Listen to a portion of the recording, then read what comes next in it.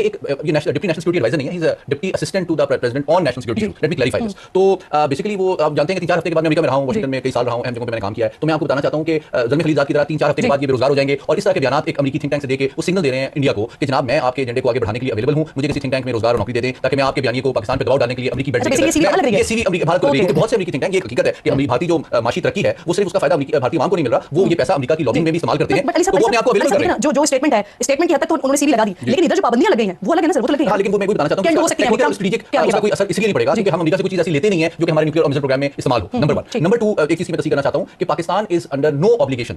To cooperate اور share anything regarding اس programme. اس پہ کوئی لیگل obligation ہمارے اوپر نہیں ہے اور نہ ہمارے اوپر دباؤ کا اثر پڑتا ہے. میں یہ سمجھنا چاہتی ہوں کہ اس پابندی کا ریزن کیا ہے, ہمارے اوپر کسی قسم کی پابندی لیگلی ہو نہیں سکتی, لیکن دوسری طرف سے ایک اور چیز بھی ہے, کیا امریکہ اس طرح کی پابندیوں سے دباؤ ڈال کر کچھ اور پاکستان سے حاصل کرنا چاہتا ہے؟ یہ میں اس بات کو واضح کرنا چاہتا ہوں کہ آخری چند ہفتے جو بائیڈن ایڈمنسٹریشن کے ہیں وہ امریکہ کی ذمہ دارانہ لانگ ٹرم تجویزاتی پالیسی یا حکمت عملی کی ترجمانی نہیں کرتے. امریکہ اس کا ثبوت میں دینا چاہتا ہوں کہ بائیڈن ایڈمنسٹریشن کی بھی جو نیشنل سیکورٹی پالیسی جو کہ پبلک ڈاکومنٹ ہے 40 پیج کا, گوگل کرے پڑھ سکتی ہیں, اس میں پاکستان کا لفظ بھی نہیں ہے. ٹھیک ہے, تو یہ ترجمانی نہیں ہو رہی ہے, سی وی بن رہا ہے. نمبر 1. نمبر 2 یہ کہ وہ انڈیا, یہ ایک حقیقت ہے کہ انڈیا کا اثر و رسوخ بیلٹ وے کے اندر امریکن پالیسی سازداروں پہ بڑھ رہا ہے, اور جس کو ہمیں ڈپلومیٹکلی اور ہماری ڈائسپورا کو اور انٹلیکچولی اکیڈیمکلی کنٹیسٹ اور کاؤنٹر کرنا ہمارے اسکالرس کا, ہمارے صرف یہ ہمارے ڈپلومیٹ کا کام نہیں ہے, یہ ہمارے اسکالرس کا کام ہے کہ ایکسپوز کریں کہ اس الزام میں کوئی حقیقت نہیں ہے. اسی بات میں مجھے ٹیکنیکل بتانی مختصر اس لیے ضروری ہے کہ یہ واضح کرنا ضروری ہے کہ پاکستان کی جو ایٹمی اور میزائل پروگرام ہے اس کا واحد مقصد اس خطے میں امن کو قائم کرنا, بھارت کی جانب سے کسی جارحیت کو ناکام بنانا ہے. ہمیں یہ حقیقت ہے بالکل ایسا ہی ہے. یہی سے سوال لے لیجیے سر, کچھ لوگوں کا ماننا یہ ہے کہ جو امریکہ کی طرف سے اسٹیٹمنٹ آیا یا جو پابندی آئی ہے وہ بیسیکلی امریکہ کو اپنے لیے ڈر نہیں ہے, وہ ڈر ہے اسرائیل کے لیے. تو کیا واقعی جو ہمارے میزائل پروگرام ہے, جو ہمارا سسٹم ہے, وہ اتنا ہے کہ جو اسرائیل کے سسٹم کو ناکام بنا سکے, اور ان کو ڈر اس بات کا ہے کہ یہ اسرائیل کے ٹارگٹ پر ہے, اسرائیل کو ٹارگٹ کیا ہوا ہے. دیکھیں, میں as Samoon who has worked and researched on this subject for many years,